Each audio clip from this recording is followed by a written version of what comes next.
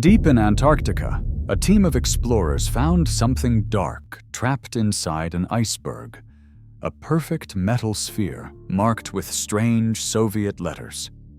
What they uncovered inside would rewrite a Cold War mystery hidden for 70 years. Watch till the end, and don't forget to like, subscribe, and share if you love true discovery stories. The wind across the Ross Sea carried a low, constant moan rising from the ice itself. The U.S. research vessel Endurance II advanced slowly through a maze of shifting ice, its steel hull creaking like an old cathedral. Inside the bridge, Dr. Helen Grant, expedition leader, watched the radar's green pulse sweep the screen each rotation, marking one more minute of monotony in a landscape that had forgotten color. She was 52, steady-eyed, with the patience of someone hardened by years of storms and bureaucracy. The morning sun hung low, a cold coin on the horizon. Around them, icebergs drifted like floating continents. Below deck, the engineers logged melt rates. On deck, two technicians fought the numbness in their hands. Then a voice cut through the radio static. Ethan Cole, the youngest technician, barely 30. "Dr. Grant," he said, "you'd better come topside."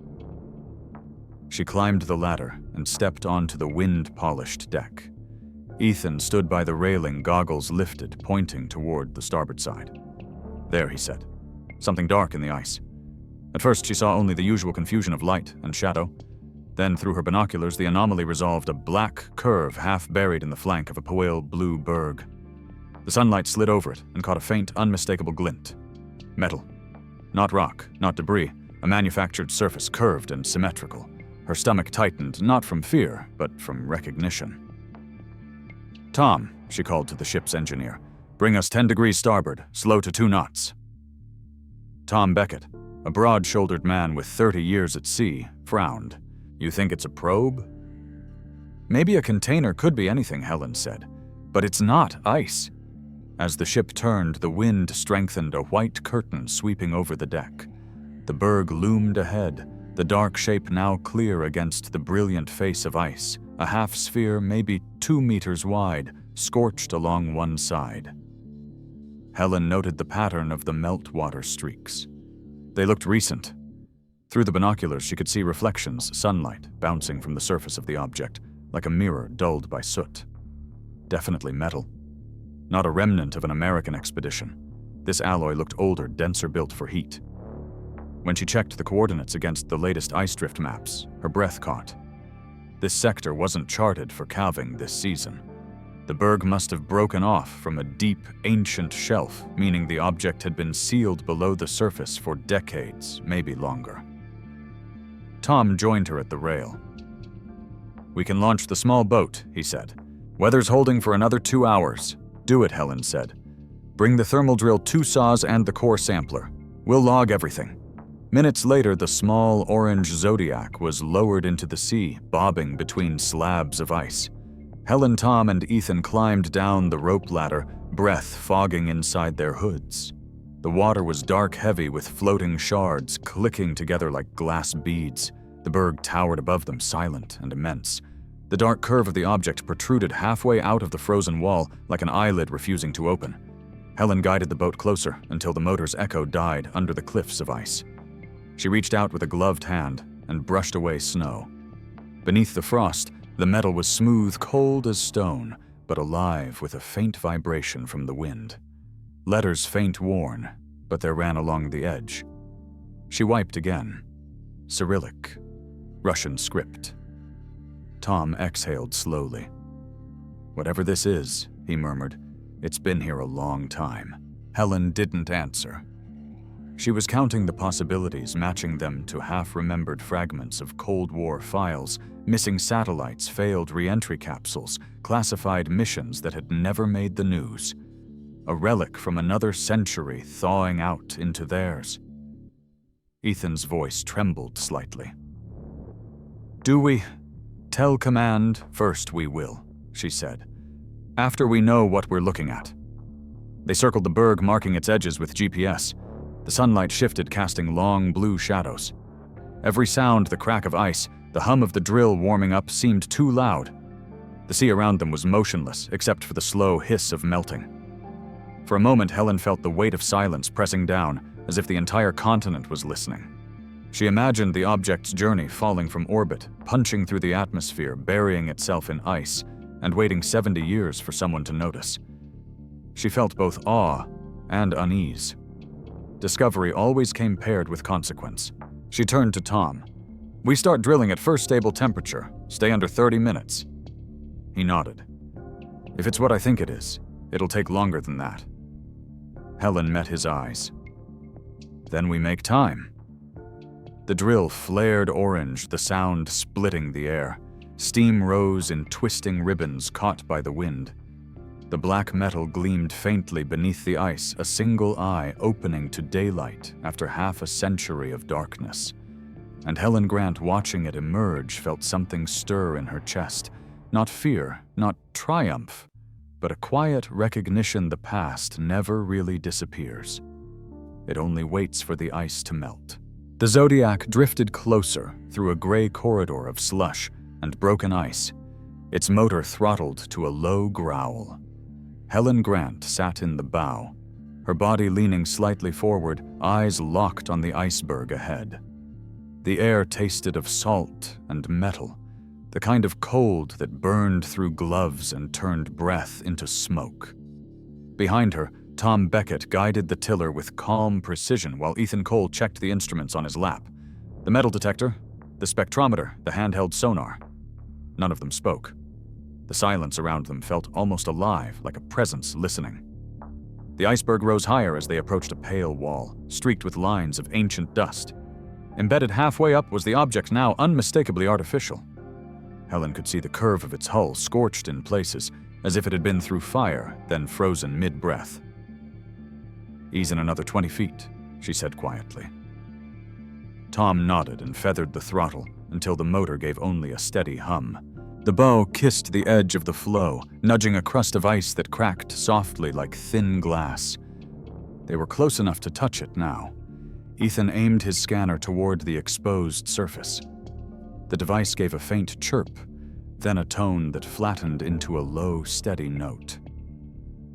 "Definitely metal," he murmured, his voice muffled by the mask. "Reading high density, not steel. Something stronger." Helen removed one glove and brushed her fingertips along the rim where ice met alloy. The surface was rough, pitted with small impact marks, but solid beneath the frost. Her touch left a dark print. "That's burn scoring," Tom said, squinting. "Re-entry marks. You can see where it glazed." Helen nodded slowly. "It fell from orbit," she said, more to herself than to them. The words tasted strange, half wonder, half disbelief. A faint gust lifted a curl of snow, revealing a line of engraved characters. She leaned closer, squinting through her visor. "Cyrillic letters again," she said. "Same style as before." She cleared more frost with the edge of her sleeve until the engraving continued downward into a string of numbers. 03-1962, she read aloud.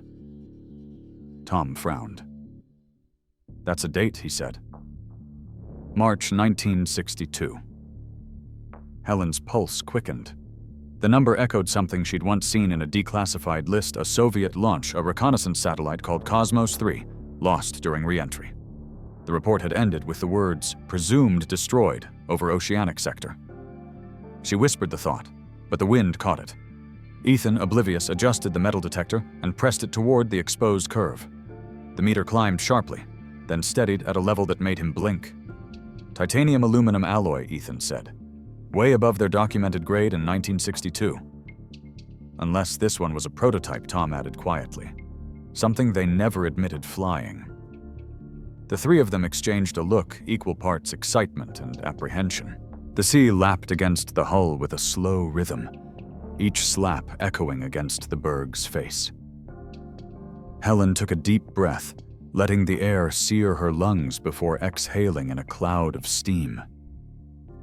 "Get me a thermal reading," she said. Ethan aimed the sensor. "Surface temperatures higher than ambient by about 3 degrees Celsius, he said. "The alloy might be releasing residual chemical energy." "After 60 years under ice?" Tom asked. That shouldn't be possible unless there's a sealed core inside. Helen stared at the numbers on the display, her mind building theories faster than she could discard them. A sealed capsule could retain heat, if insulated, but this level suggested residual chemical activity, maybe even trapped pressure. She took a cautious step back. "We'll log it as live material until proven otherwise," she said. Tom marked the stress lines. Ethan records spectral data. The younger man's gloved fingers moved with practiced urgency as he photographed the markings. The engraving shimmered faintly under the weak light, its edges softened by corrosion, yet still precise. There was intent in every stroke, the confidence of engineers who believed they were building something permanent. "Do you think there's anything inside?" Ethan asked. Helen didn't answer immediately. She watched the thin stream of meltwater running down the metal curve, cutting a line through half a century of frost. "If there is," she said finally, "it's waited long enough."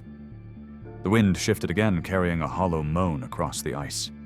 Somewhere within the berg, a crack echoed a slow, resonant groan as the frozen mass adjusted its weight. Tiny shards rained down around them, hissing as they hit the water. Tom raised his eyes toward the berg's overhang. "She's moving," he said. "Not much, but enough to make me nervous." "We'll be quick," Helen replied. She took one more photograph, framing the numbers and the letters together. In the viewfinder, the black curve looked almost elegant, like a relic from a forgotten civilization. She felt the old familiar pull that had brought her to this continent again and again, the lure of what the ice hides, the promise of what it might reveal. But beneath that pull, a whisper of unease threaded through. If this was truly what she suspected, a Cold War relic, a spy capsule buried for decades, then what they were uncovering was not just metal, but memory, the kind that nations prefer to forget. She lowered the camera. "Let's start clearing around the base," she said. "We'll need to expose the seam before we can move it."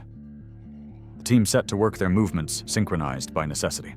The drill whined softly, steam coiling upward in white ribbons. Ethan's light cut across the metal surface, tracing each dent and scar. The sound of melting ice joined the rhythm of their breathing, the whole world reduced to water light and patience. Helen paused, glancing once more at the engraved date. The numbers faint but undeniable. March 1962. She thought of the people who had built it, who had launched it, who had never known where it fell. For 60 years, the ice had kept their secret. Now it was melting, and secrets never survive the thaw. She opened her mouth to speak, but a sudden vibration ran through the hull beneath her boots, deep and low, like something shifting inside the berg itself, something heavy, waking from a long sleep. The sound of the thermal drill broke the stillness like a living thing. It screamed through the frigid air, a metallic shriek, swallowed and thrown back by the ice walls around them. Steam hissed upward, white and ghost-like, curling into the wind. Helen Grant steadied the hose with both hands, while Tom Beckett adjusted the power feed. The bit glowed orange, biting into the ice that encased the metal sphere. Every few seconds, a sharp crack split the noise as another fracture spread through the frozen surface. Ethan Cole stood a few feet away, logging temperature and depth readings on his tablet, his breath fogging in rhythmic bursts. The air smelled of scorched metal and damp snow. When the drill cut deeper, it made a low, grinding tone like the groan of an old ship's hull. The sound traveled through Helen's boots and into her bones. She could feel the vibration of it in her chest, as if the object itself were murmuring beneath the ice. Tom lifted the thermal lance higher. "Pressure's holding steady," he said, voice muffled through his face shield. "Temperature on contact's climbing to 200 Celsius. "Keep it below that," Helen said. "We don't want to melt into a cavity." He gave a curt nod and throttled the valve. The steam thickened, swirling around them like smoke in a burning cathedral. Within minutes, the rigid wall began to soften, layers turning translucent. The black curve of the sphere grew clearer, its surface blistered and warped, as if it had been scorched by a star. Meltwater streamed down in narrow rivulets, carving bright channels through the snow. "Look at those markings," Ethan said, leaning in to snap a photograph. "They're not scratches.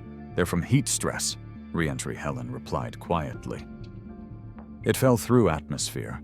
As another layer of ice fell away, they saw a narrow split running along the sphere's flank no wider than a hand.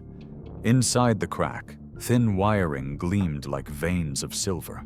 Tom crouched to peer in and spotted the fractured remains of a heat shield plate. Its ceramic edge warped from impact. "That's a structural seam," he said. "It tore when it hit." He traced the line with a gloved finger. "See here? The carbon composite burned clean through. That's not corrosion, it's ablation. This thing came down hot." Helen watched the exposed wiring twitch faintly in the heat from the drill. The insulation had gone brittle, flaking into powder. 60 years in the cold, she murmured. Everything here should be dead metal. But it wasn't. Something about the preserved color of the ceramic, the almost intact wiring, spoke of design far ahead of its era. The Soviets of 1962 had built many things, but this was art, disguised as machinery. The drill shut off suddenly. The silence that followed was thick ringing in her ears. She could hear water dripping from the ceiling of the tunnel they'd carved, could feel the vibration of the wind outside pressing against the berg. Tom wiped the frost from his visor. "We're through the last layer," he said. "You can see daylight between ice and hull." Helen crouched beside him and peered through the thin film of melt. The surface below was no longer opaque. It shimmered faintly like a mirror, just beginning to remember what it once reflected. She reached out and brushed a patch clear with her sleeve. Beneath it, the alloy had a faint blue sheen. "Titanium again," she said. "That's consistent." "More than consistent," Ethan added. "Titanium that pure isn't supposed to corrode like this. Whatever's inside might be hermetically sealed." Helen studied the ice around them. The borehole revealed compacted layers, each line a year's deposition. "How deep are we?" Ethan glanced at the depth gauge. Just under 23 meters from surface to base. "And the formation age?" He hesitated, then said, "At least 60 years." Helen exhaled slowly. "So it's been here since the early 60s. Since the Cold War." The realization settled over them like another layer of ice. Around the time she was a child, learning her first geography lessons, this object had been falling from the sky and burying itself in silence. Tom leaned on his knee, studying the fracture. "That's almost poetic," he muttered. "One generation launches it, the next digs it up." The drill started again, lower speed now more deliberate. They worked in shifts, melting and cutting, slicing through the ice that clung stubbornly to the metal. Each pass released another hiss of vapor, another puff of snow that glittered in their headlamps. Helen felt the fatigue creeping up her arms but ignored it. Her heartbeat matched the rhythm of the drill. When the last section gave way, a plate of ice slid free and toppled into the sea with a muted splash. The dark hull of the sphere shone wet and alien against the white. The burn marks across its body were deep and wide, streaked like black rivers. Near the lower curve, where impact stress had folded the metal inward, a small emblem was visible beneath the grime, a 5-pointed star faintly embossed beside an identification stamp. Helen traced it with the tip of her glove. "There," she said. "Proof enough." Ethan adjusted his camera lens. "We're standing in front of a piece of the Cold War." "Maybe more than that," she replied. The air filled again with the steady hiss of melting water, a constant reminder that time was still moving even here. She looked up at the berg's sheer face, where the ice layers shone in ghostly blue light. Each layer was a year, a season, a secret. She wondered what else might be trapped below, waiting for attention. The object's presence felt heavier now, as though it was aware of being found. The temperature gauge on Ethan's tablet flickered, then steadied, showing a sudden spike near the hull. Helen frowned. "Is that from the drill heat?" "No," he said. "We cut power 5 minutes ago." The number climbed another fraction of a degree. Helen felt the faintest vibration through the ice floor beneath her boots, subtle but deliberate, like a muscle flexing after too long in sleep. "Back up," she said quietly, eyes still fixed on the dark metal curve. Slowly, They stepped away together as the steam thinned, and a faint creak came from within the sphere, a sound like breath forcing its way through a closed throat. For 3 relentless hours, the crew worked in shifts, cutting through the last stubborn rings of ice that held the metal sphere captive. The thermal drill sang, the ice groaned, and every few minutes a sharp crack split the air like the sound of glass surrendering. When the final anchor of frost gave way, the object settled with a deep, resonant thud, half in water, half on the frozen shelf. Helen Grant signaled to Tom Beckett aboard the Endurance 2. The ship's crane extended its long arm above them, cables swaying slightly in the polar wind. "Secure the rigging," she said into her mic, voice steady.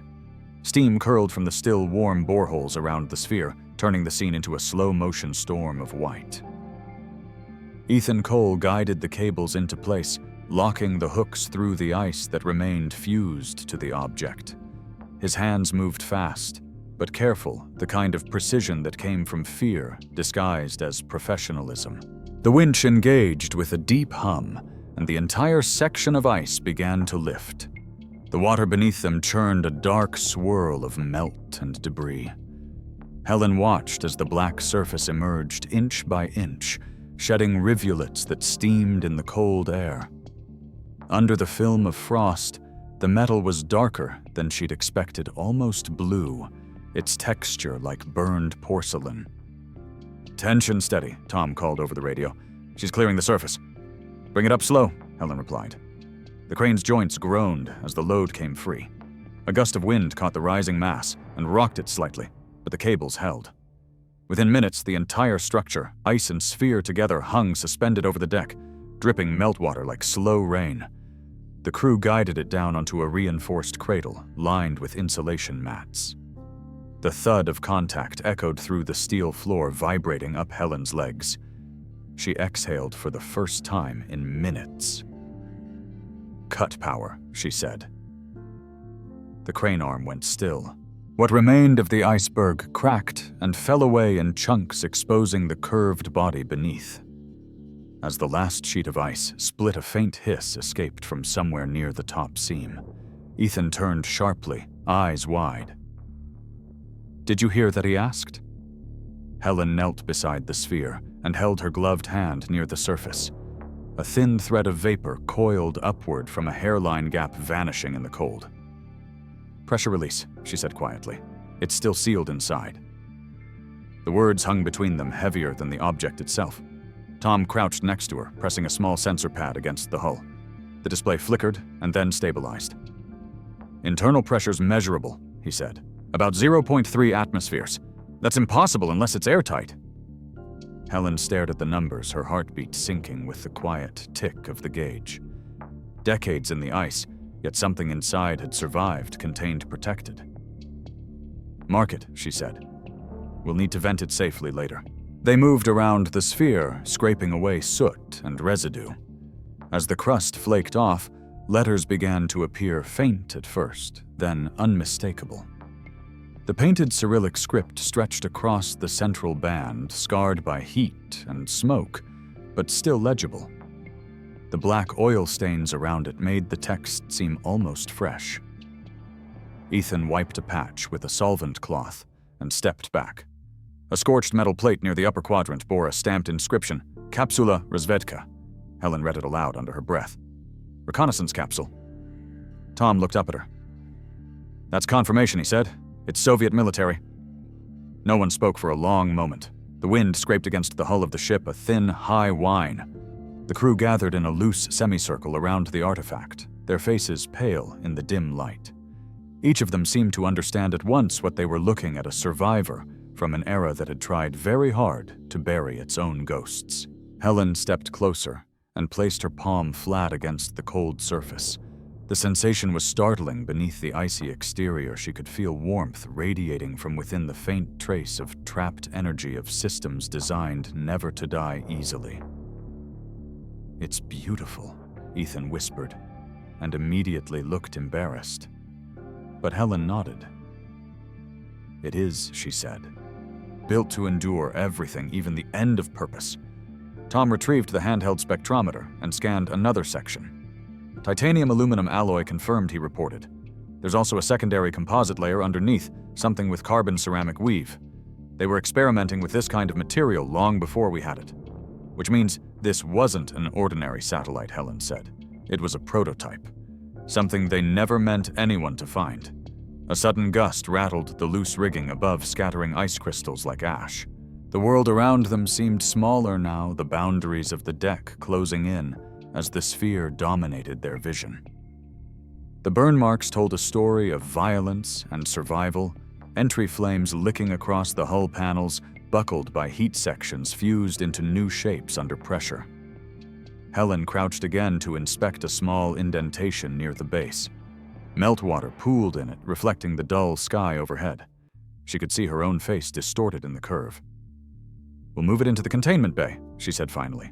"Keep it under stable temperature until we know what's inside." Tom keyed the radio. "Engineering, prepare the bay," he said. "We're bringing history aboard." The reply crackled faint through the static, and then the deck filled again with the mechanical growl of the winch. The cables tightened, lifting the capsule's weight until it hovered just above the floor. The motion was slow, almost ceremonial. Helen walked beside it as it drifted toward the open cargo doors, her reflection sliding over its surface like a ghost walking alongside another. Ethan followed, clutching the tablet eyes flicking from readings to reality, as though afraid both would vanish if he blinked. The crane lowered the load into the bay with a hydraulic sigh. The cradle locked into place, clamps securing around the base. Inside the compartment, lights reflected off the sphere, giving it a wet gleam like obsidian. The hiss of venting air continued softer, now persistent, the whisper of a secret refusing to stay buried. Helen stood there for a long moment, watching the vapor dissolve into nothing. "After 60 years," she said softly, "it's still holding its breath." Tom turned toward her, but before he could answer, the sound came again, fainter this time, but unmistakable, a low metallic creak from within, followed by a hiss of escaping air that raised the hair on their necks. The convoy moved through the dim polar twilight headlights, slicing narrow tunnels through sheets of blowing snow. The object, secured on a reinforced sled, rode behind the lead snowcat, its dark surface half hidden under a protective tarp that fluttered like a restless flag. The journey to Ross Delta Station would take 3 hours if the weather held, but time meant little here.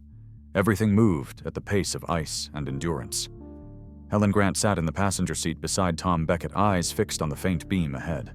The vehicle's engine droned steadily, a low vibration felt more than heard. Behind them, Ethan Cole monitored the capsule's external temperature. Through a small display, the readings hovering just above freezing, the sphere still breathed faintly, a wisp of vapor escaping from the microfracture near its top, vanishing into the cold, like a sigh. "Pressure's holding constant," Ethan reported over the intercom. "No internal spike." "Keep logging it," Helen said. "If it changes, I want to know before the ice does." The convoy crawled across the desolate plateau. Outside, the Antarctic night seemed infinite, a pale void of snow dust and reflected starlight.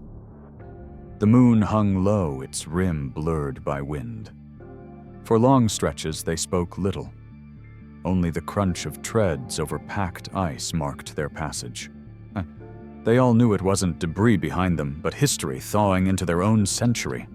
When the distant lights of Ross Delta finally appeared, a scatter of yellow points trembling on the horizon, Helen exhaled a breath she hadn't realized she'd been holding. The station's garage doors yawned open as they arrived, spilling warm light into the storm. Inside, the air smelled of diesel ozone and melting snow. Technicians in parkas hurried forward, guiding the sled into the main storage hangar. The moment the doors sealed behind them, the noise of the outside world fell away, replaced by the soft hum of heaters and the steady drip of thawing ice. The tarp came off, revealing the sphere's scarred surface under the sodium lamps. Meltwater ran in rivulets down the titanium shell, catching the light so that it seemed to glow from within. Frost steamed off the edges, and a faint haze of cold air lingered around it, as if the object refused to warm to its surroundings. Helen stepped closer. "Let's start the scan," she said. Tom rolled the portable X-ray unit into position, its frame rattling across the concrete.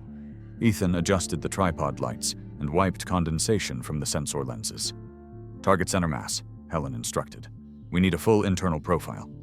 The machine whirred to life panels unfolding like insect wings. A line of red light traced across the sphere's curvature, followed by the sharp click of the imaging pulse. On the monitor, grainy outlines began to form. At first, the interior looked empty, just layers of thick shielding and structural ribs. Then, near the central axis, a darker shape emerged, clean and geometric. Ethan leaned forward, brow furrowing. "There's something inside," he said. "A cylindrical core, roughly 40 centimeters across, maybe a meter long." He adjusted the focus, enhancing the image. The shape resolved into a tidy compartment encased in insulation, positioned precisely at the sphere's center. "Could be a data canister," Tom murmured. "Film, maybe. They used physical return capsules back then." Helen nodded slowly. If that's true, it might still be intact. The thought filled the room with a charged stillness. They weren't just handling a relic. They were standing one door away from actual evidence pictures, code plans frozen since the height of the Cold War. She felt both the scientist's thrill and the historian's dread. The second scan finished with a soft chime.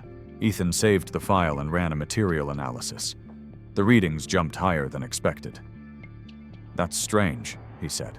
"The outer layer isn't standard titanium anymore.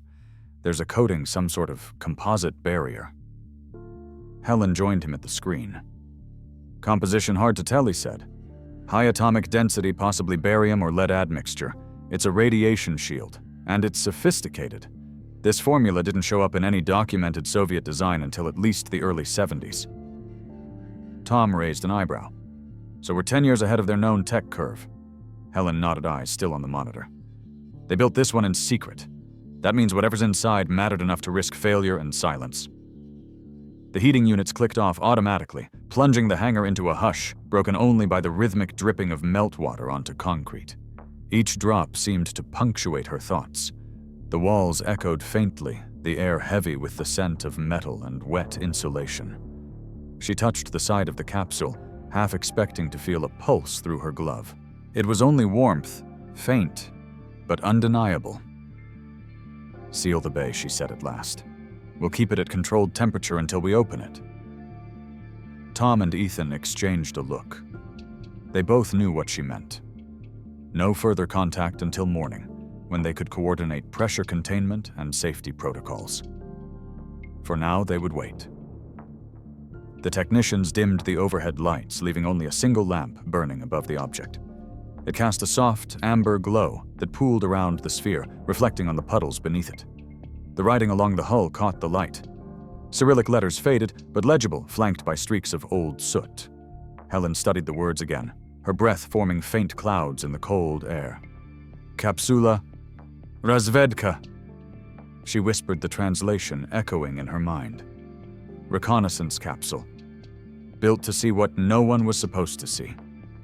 The hum of the generator deepened.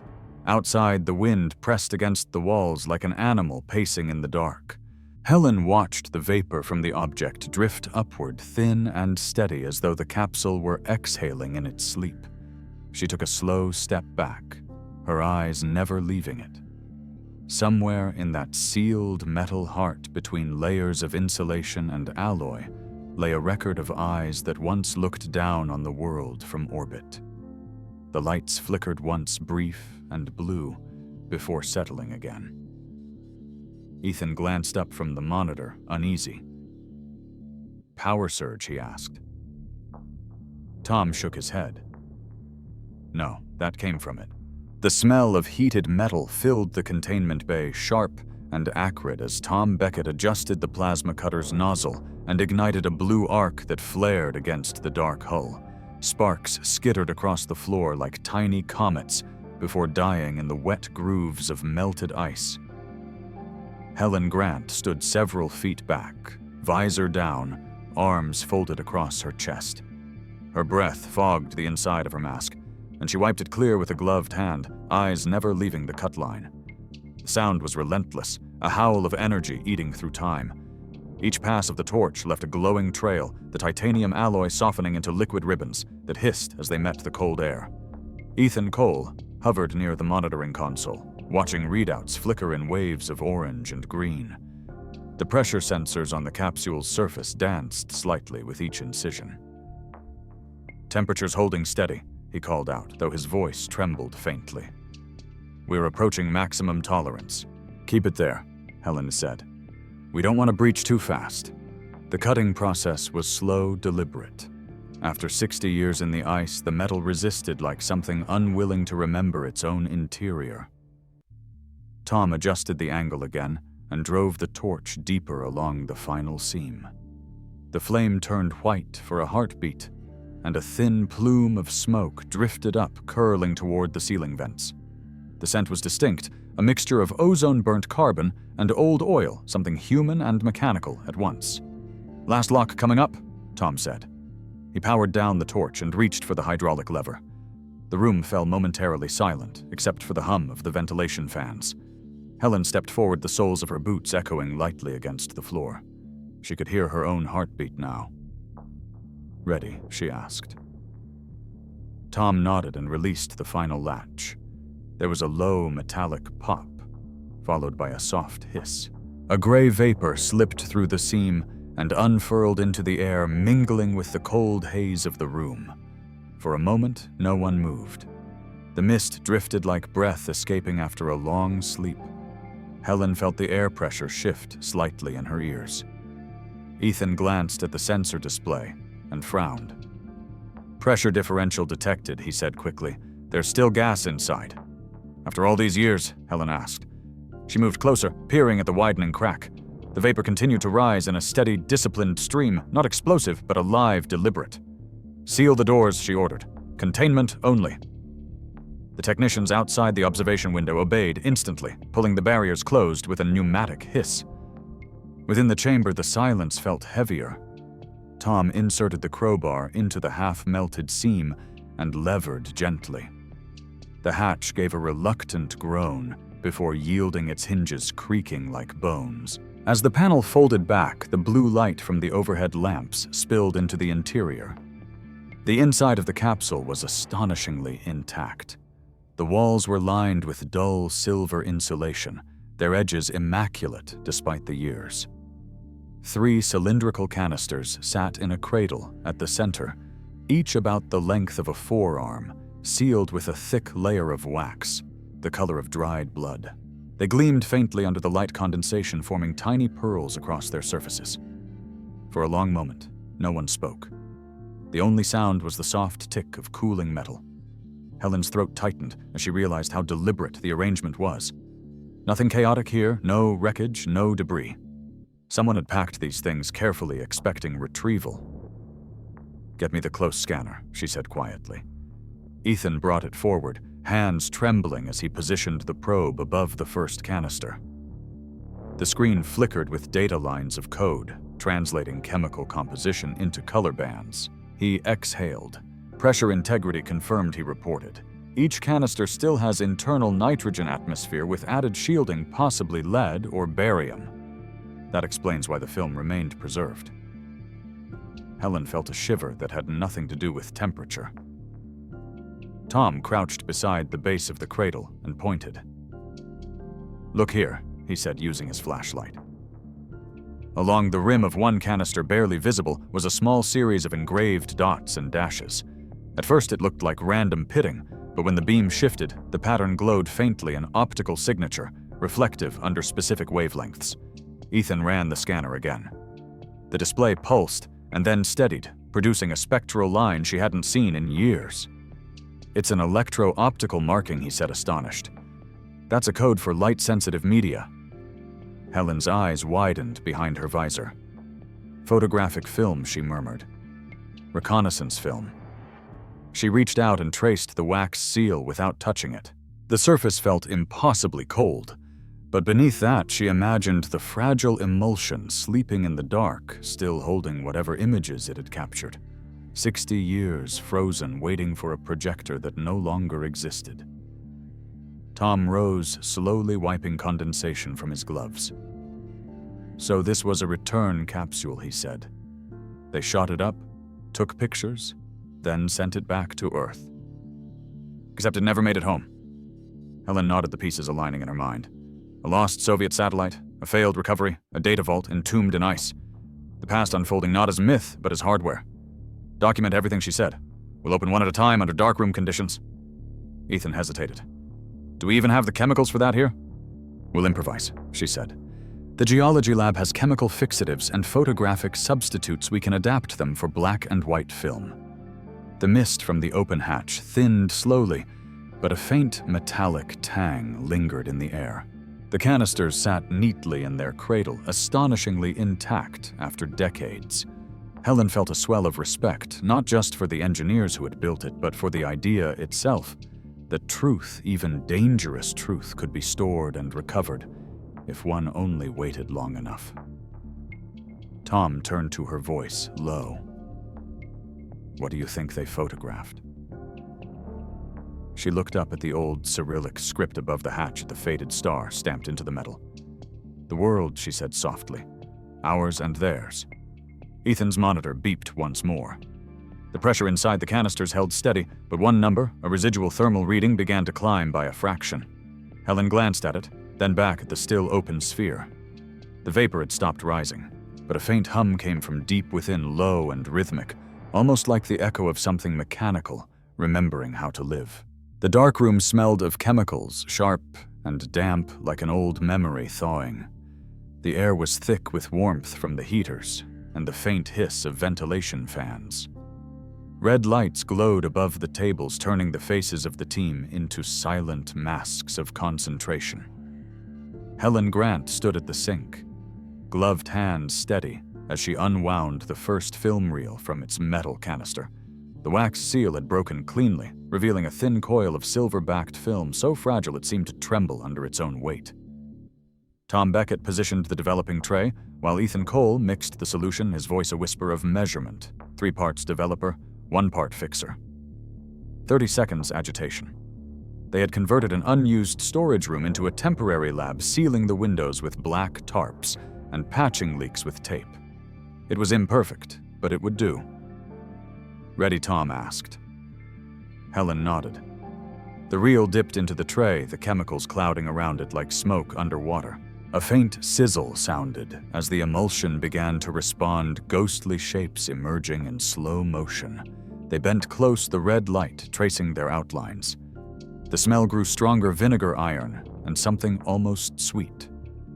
The surface shimmered. Then, as the minutes passed, the first faint image began to appear. A coastline sharp and angular resolved itself across the negative.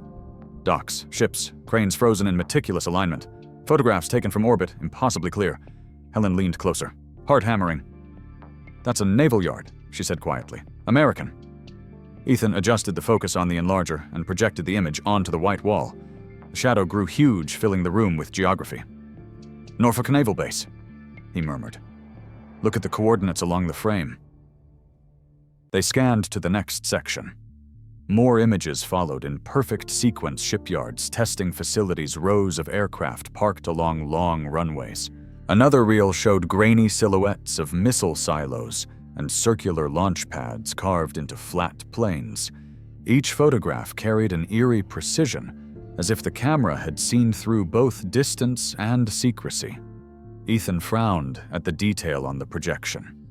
The resolution is absurd, he said. You can read serial numbers on the hulls. This is higher fidelity than anything we knew they had in the 60s. Tom nodded, eyes narrowing. That means this wasn't part of their regular Cosmos series. It's something else. A black program. Helen crossed her arms, feeling a chill that had nothing to do with the room's temperature. A reconnaissance mission that never existed, she said. They built something beyond their time and lost it.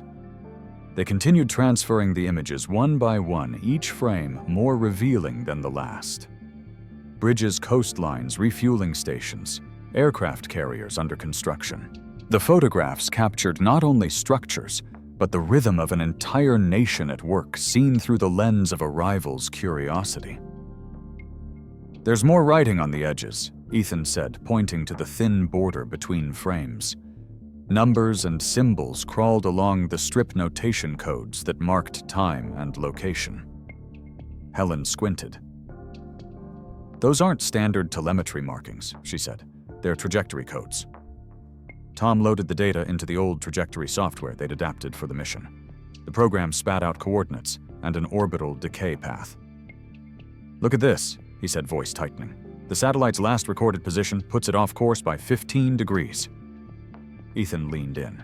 Meaning it fell out of orbit because of a miscalculation, Tom replied.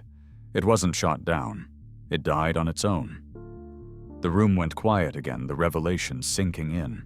For decades, the world had assumed American defenses had intercepted a Soviet craft over the southern hemisphere. Entire policies had been justified by that assumption, but the truth gleaming on the wall before them was simpler and sadder. A machine had fallen because of a single human error lost to time and ice. Helen stared at the projection, her face illuminated by ghostly light. The ships, the bases, the silent cities captured from above each image was both an act of espionage and of artistry. "They were looking down at us," she murmured, "and now we're looking back." Ethan switched to the second reel, the projector clicking softly as new frames replaced the old.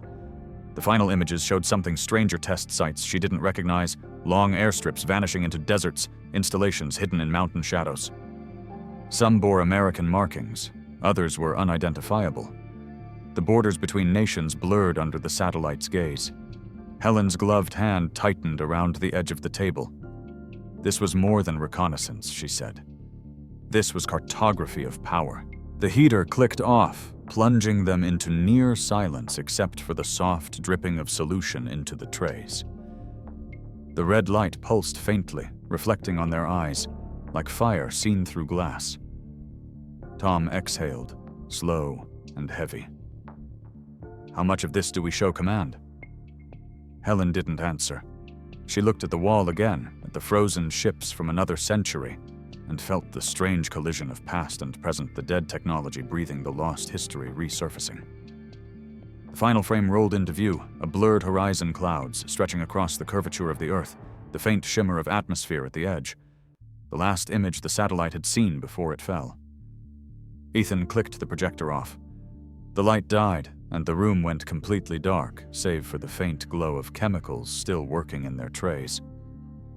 Somewhere beneath that silence, Helen imagined the sound of a shutter clicking 60 years ago, a single heartbeat captured forever in silver and light. The projector hummed softly in the conference room of Ross Delta Station, a narrow chamber lined with steel and frost-fogged windows.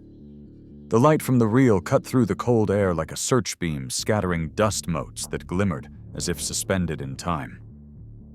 Helen Grant sat at the head of the table, hands clasped, eyes fixed on the white screen at the far wall. Tom Beckett manned the projector, adjusting focus with careful precision, while Ethan Cole sat opposite him, notebook open, pen unmoving. The first frames flickered into view, grainy black and white images stretching across the screen like ghosts stepping into existence. The room went still. "Frame 1, Tom said quietly. The projection showed an aerial view of a coastline, its contours sharp and unmistakable. "East Coast," Ethan murmured. "That's the Atlantic seaboard." The film advanced in jerky increments, the rhythmic click of the projector echoing like a heartbeat. Each image sharpened, revealing more oil pipelines snaking inland, port facilities, rail junctions. The Soviet camera had mapped the arteries of an entire nation with chilling precision. Helen leaned forward. "These markings along the edges, they're reconnaissance coordinates," she said. "They were tracking infrastructure." Tom adjusted the lens and the image jumped. Now they saw naval yards, massive ships, under construction submarine pens along the coast. Every frame looked like a secret unburied. The next segment transitioned inland, showing industrial complexes surrounded by fences and rail lines. Ethan scribbled furiously, labeling locations as he recognized them. "Norfolk, Charleston, San Diego," he muttered. "All major bases." Then came a damaged section of the film edges, burned emulsion bubbled by heat. The distortion gave it an eerie quality, like a vision from a half-remembered dream. Helen squinted as the image stabilized. What appeared through the scars of time froze her breath. "Wait," she said softly. "Magnify that." Tom zoomed in. On the screen appeared the skeletal structure of a massive factory complex, cranes towering above a riverbank. At first it seemed ordinary, until the outline of a distinct symbol emerged on one of the storage domes, a white star within a circle. "That's not public infrastructure," Ethan whispered. "That's one of ours." Helen's pulse quickened. "That's Oak Ridge," she said. "The isotope refinement facility. It was top secret in the 60s. They exchanged glances heavy with understanding. The capsule had photographed restricted military industries, plants no foreign power should have known existed. "Look at the scorch marks," Tom said. "This section almost burned out. Maybe the re-entry fire damaged the film." Helen shook her head slowly. "Or maybe someone tried to destroy it before it fell." The next few frames flickered in silence interior rail yards, lines of transport containers, what looked like aerials of research facilities ringed by anti-aircraft batteries. The realization grew heavier with each passing image. This wasn't a routine reconnaissance mission. It was an intelligence breach frozen in light. Helen turned toward Ethan. "Cross-reference these coordinates with known Cold War incidents." He tapped rapidly on his laptop, scrolling through historical records. Minutes passed before he stopped, his expression hardening. "This can't be coincidence," he said. "These locations match every major leak the CIA investigated between 1961 and 1964. The leaks they never solved." Helen's breath caught. "You're saying yes?" Ethan said, his voice hushed. "These images are the originals. They were copied somehow before recovery failed. The Soviets must have transmitted partial data before the capsule went down. This," he gestured toward the screen, "is the missing source file." Tom exhaled, rubbing his temples. So the riddle that haunted intelligence circles for 70 years, the breach that cost millions and rewrote security protocol, it started right here, in this capsule. The hum of the projector filled the silence steady, as truth forcing its way into disbelief. Helen felt the air grow denser, as though the room itself understood the weight of revelation. They weren't just archaeologists of technology anymore. They had resurrected an unsolved confession from history. The film continued, now showing reconnaissance over the Pacific coast, then shifting abruptly to blurred images of clouds and fractured sunlight. "That must be the end of the roll," Tom said. "Last frames before descent." The picture wavered, distorting into light streaks as the satellite's final moments unfolded. Through the static, they saw fragments of an expanding flame horizon lines, bending, then darkness. The reel sputtered, hissed, and went still. The projector light continued to spin against the empty screen, painting the room in a faint gray glow. For several seconds, no one spoke.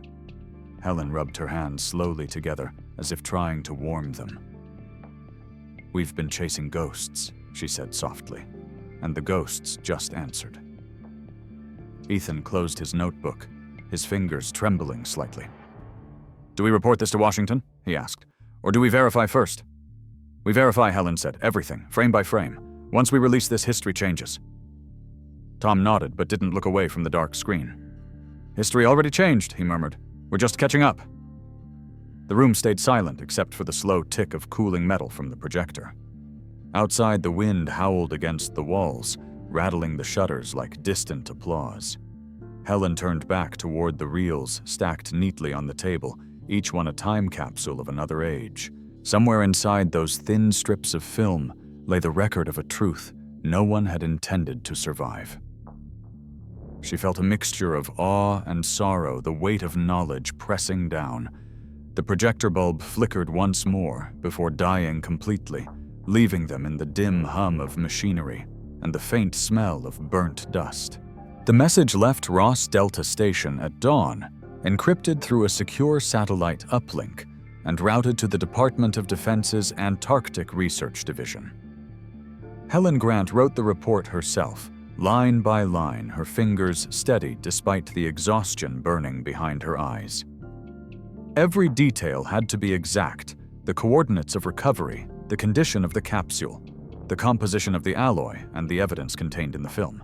She included a full digital transfer of the images and trajectory data, along with preliminary analysis, cross-referencing Cold War satellite registries. The transmission completed after 3 minutes of silent progress. Bars then disappeared into the secure network. All they could do was wait. 2 days later, the reply came back, stamped with clearance markings Helen hadn't seen in years. Top confidential immediate review. The Washington analysts had already cross-checked serial numbers and structural identifiers against declassified Soviet archives. The verdict was decisive. Cosmos 2. Tom read aloud from the printed message, his voice echoing faintly in the metal corridor. Launched March 11th, 1962, from Baikonur Cosmodrome. Officially reported lost during orbital testing. Helen exhaled, her chest tightening. So it really is one of theirs. The confirmation spread through the station like a slow, disbelieving current. For weeks they had speculated, but now the designation made it tangible, a name, a date, a failure remembered by history only as an absence. The second page of the report detailed more telemetry ceased approximately 14 hours after launch. Object presumed burned during atmospheric re-entry. No recovery mission initiated. Ethan Cole, who had been staring at the screen, leaned closer. 14 hours, he said. That means it completed at least one full orbit. Tom nodded. Enough time to gather everything we saw on that film. The analyst's note continued with astonishment of their own. The film recovered from the capsule exhibits extraordinary preservation. Analysis indicates no moisture intrusion or emulsion decay. Sub-zero storage within the Antarctic ice likely maintained perfect archival conditions. This survival is scientifically improbable and historically unprecedented. Ethan read it twice, his voice soft. They're saying the ice saved it.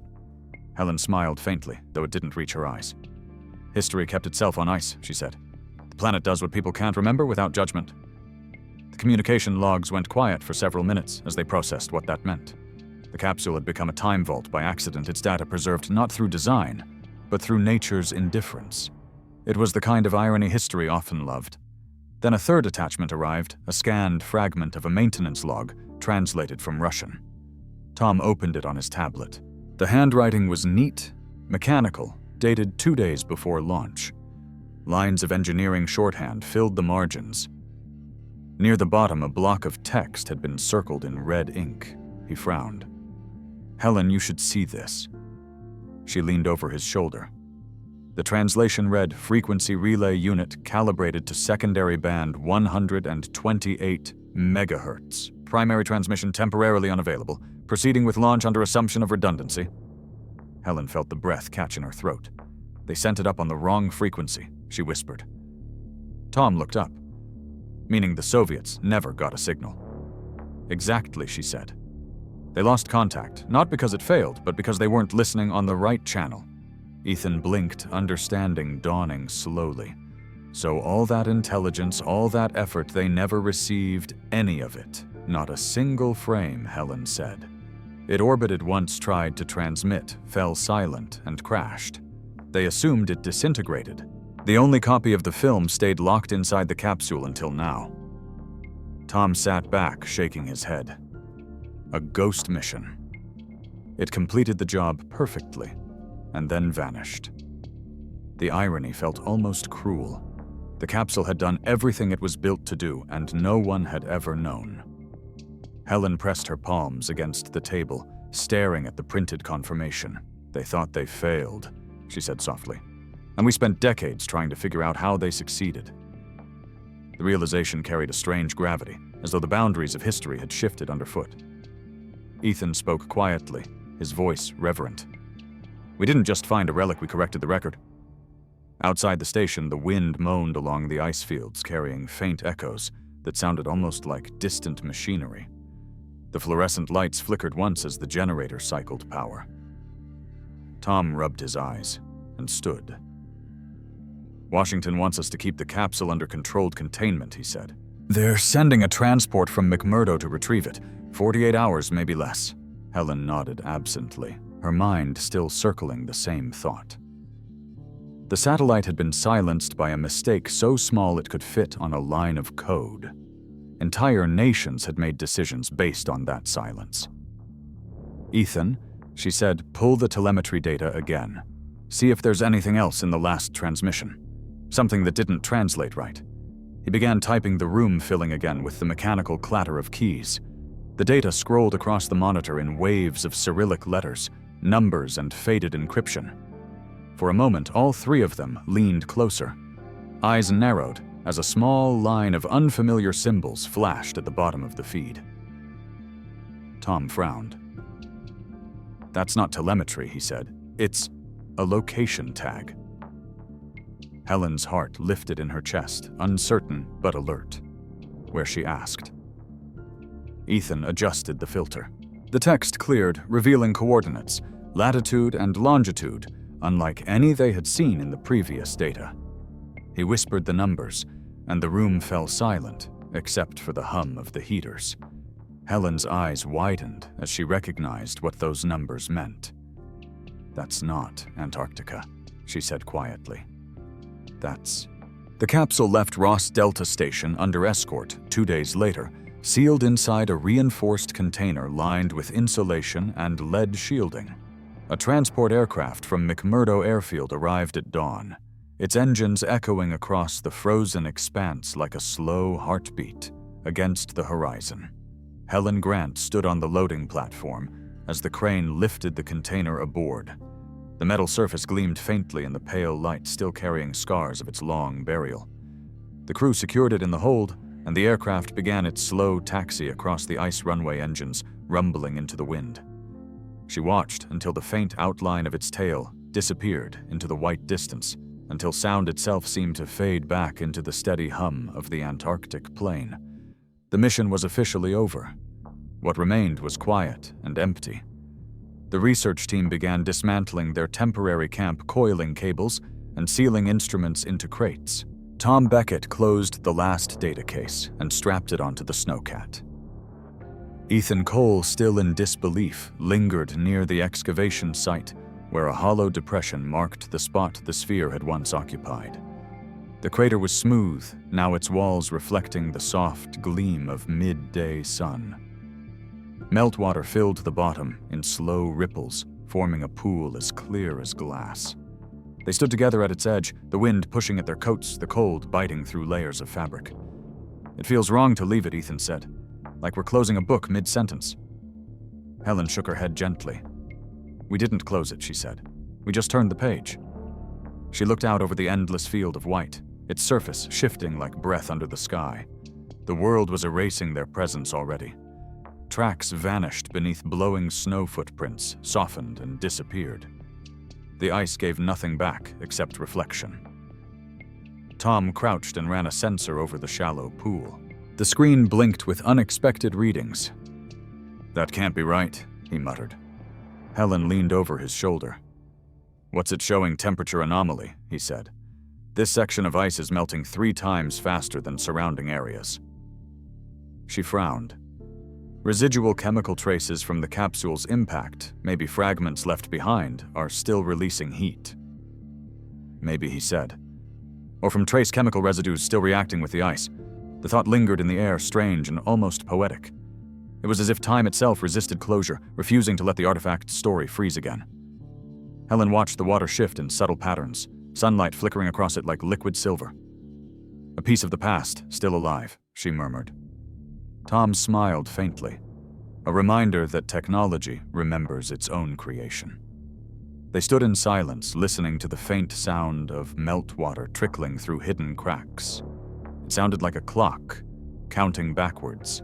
The landscape around them felt impossibly vast, yet intimate, as though the entire continent was aware of what had been taken from it.